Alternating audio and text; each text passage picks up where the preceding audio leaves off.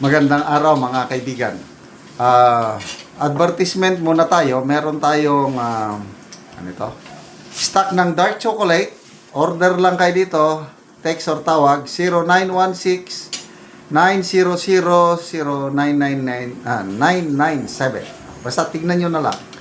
Limited po ang stock kaya first come, first serve basis. Hindi ako nagninegosyo nito. Umiinom lang ako araw-araw. Napakasustansya po ito. Napakaganda ang epekto sa aking katawan.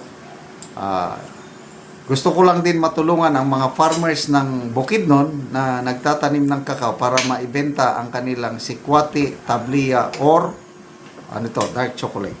Okay, bigyan natin ngayon ng reaction, opinion, itong post ni Mr. Lucer.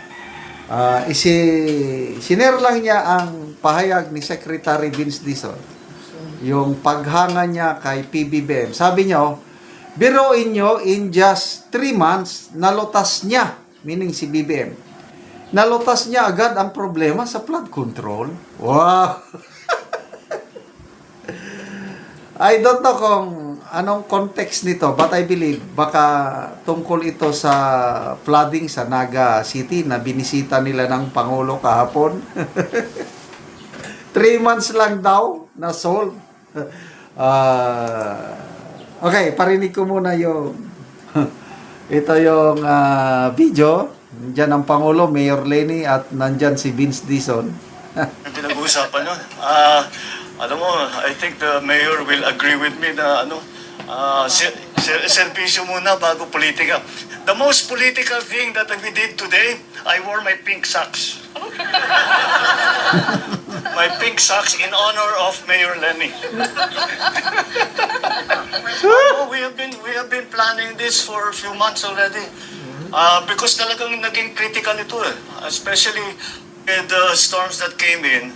Then I already instructed Sec Vince and Sec Ping to look at the situation here. Because, we know that Bicol is always the pathway of the storms. But the immediate problem that we saw, the change in pattern that we saw, is yung bigat ng bagsak ng ulan. Dati hindi naman ganun karami. You got 700 in one day, 700 centimeters of rain in one day. Ano yung katumbas ng 6 na buwan yun? Pasko siya sa Ondoy and yun lang. Yeah. Yan. Salita ng salita na naman. Ipinagmamayabang ba? Para bang yung SONA niya nung 2024 ba yun? Nakapagpatayo na tayo ng 5,500 flood control projects at marami pang ipapatayo. Pinalakpakan naman nila. Ano ngayon, yung kanyang pinagmamayabang na flood control projects. Diba? Karamihan, mga substandard, ghost yung iba. Tapos ito ngayon, ang Secretary Vince Dizon. Wow naman! Biruin nyo, in just 3 months, nalutas niya agad ang problema sa flood control. Tingnan natin ang nag-react 127,000 ang nag-react. 120,000 ang tumatawa. 4,300 lang ang nag-like. 748 ang galit. Secretary Vince Dizon, pinagtatawanan ka ng netizens. 5% lang ang naniniwala sa'yo. 95% either galit or tinatawanan kayo. Huwag kayong masyadong magmayabang naman. O ano pa, nung December, bago mag-end ng year. Di ba, isa itong si Secretary Vince Dizon, sabi, maraming magpapasko sa kulungan. Nasaan ngayon yung mga nagpasko ng kulungan?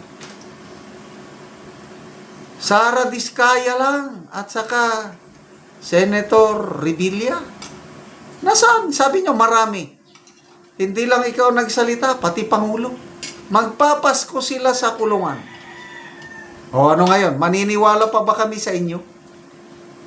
Tignan nyo 95% tinatawanan yung sabi nyo na biruin nyo in just 3 months na solba. Ay, nako. Oh, basa tayo sa mga comments. Sana, Secretary Dizon, mag-assign kayo ng staff nyo. Magbasa, mag-monitor dito para malaman nyo ang pulso ng taong bayan. Oh, Baby Lynn Asuncion, blind, leading the blind.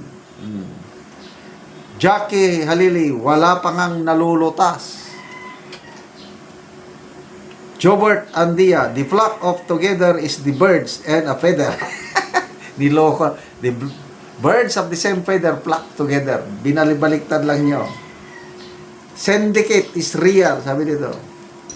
Lani, pero ang problema is still a problem. How is that labeled as a problem solved? Oh, nalutas kagad daw ang flood control. Ay, nako. Sherwin Mangubat, when and how was the issue conclusively resolved? Mamaya, sasabihin na naman, hindi, nandyan yung mga flood control, na-overwhelm lang, climate change kasi ang daming bumagsak na ulan. No, paano na-solve? Be? Ang dami nyong palusot. Kaya, grabe ang administrasyong ito. Napaka-conscious sila sa image. Kasi nga, ang Pangulo, grabing bumulusok yung rating niya. At ang comments ng mga political analyst, itong pagpunta ng Pangulo sa Naga City, sa kanyang nakatunggalin ng twice is a public relations stunt to prop up his image na siya, presidente na nagtatrabaho, hindi iniisip ang politika, tinutulungan kahit nakalaban niya sa politika. Di ba ang ganda ng dating? Nung ganon. Kaya lang ito, nabuking sila. Kasi, nandyan ang Coliseum, Jesse Robredo Coliseum. I-repair lang. Nagbigay ng 500 million pesos. I-compare mo sa nasalanta ng Lindol, September 30 last year. 220 million lang ang ibinigay. O, ano ngayon? Nasaan ang priority ninyo? Sino ang dapat tulungan na bigyan ng mas malaking pondo? Yung mga nasalantalang Lindol o yung Coliseum na ire-repair lang? O, di ba? Booking sila na pang public relations stunt lang, pampataas ng rating, image, itong ginagawa nila. Salamat mga kaibigan sa inyong pagsubaybay sa ating channel. Nakakatulong kayo ng malaki sa tribong talanding ng Bukidnon dahil ang income natin sa channel nito is pantulong po sa tribo. Namimigay tayo ng libreng yero at pako para makapagpatayo sila ng mas maayos na tirahan. Panoorin nyo ang video na ito. Karon mo na niyang matagaan og yero si Kuya. Okay, salamat kayo sa Ginoo nga nainabangan na gyud ko. Nang sin nga niabot. So si Kuya natagaan og yero. So Balay nga nangabuslot na mo ako. ang iyang balay nang kuha na ang atop. So mo ni ang hitsura sa balay ni Kuya nga buslot og tuluan na gid kaayo ang ilang kahimtang kung muulan. So di pang sapahan na lang og sako. Tungod sa di na makaya ang ulan. Kay dili na sa makaya kung ulan, sapa na lang og sako. At haron tayo mamada ko kuan. Abante. At pikunan daan. Mga bulsot na gid kaayo. Kita na. So karon Kuya, pila na ni katuig ang imong balay nga nga bulsot naman na nanay mga tulo kung ulan. Kuan na ni siya ka tuig, 15 na ni ka tuig unya tungod sa tong kawadon. Ang sin nga akong na gamit ani so nakatong pinakanipis na gid sa tanan mo nga So pagkakaroon. dali ra siya makuan na daot. Malay ra gyud kay nipis man. Oh, Tungod so- sa kanipis kay di man ta makakayo baga gyud nga asin. So pila na imong edad Kuya? Kuan ako karon 41 So na ko. na kay anak. Na ako'y duha ka anak kunya tanang naga-eskwela.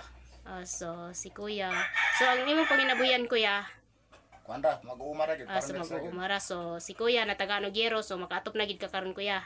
So patop na gyud ko karon dako akong kalipay og pagpasalamat sa nagpasiyugdaan nga programa. Ang atop na ako nga naguba na gyud so Maalista na. Sige, sige.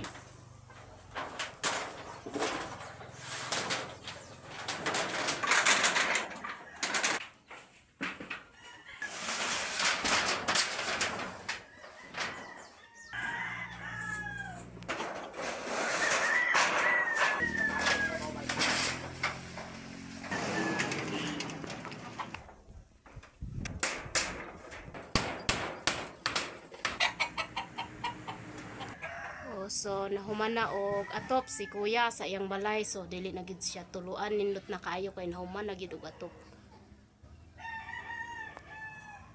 Daghang salamat sa grasya sa Ginoo nga nakaatop na gyud ko sa akong balay.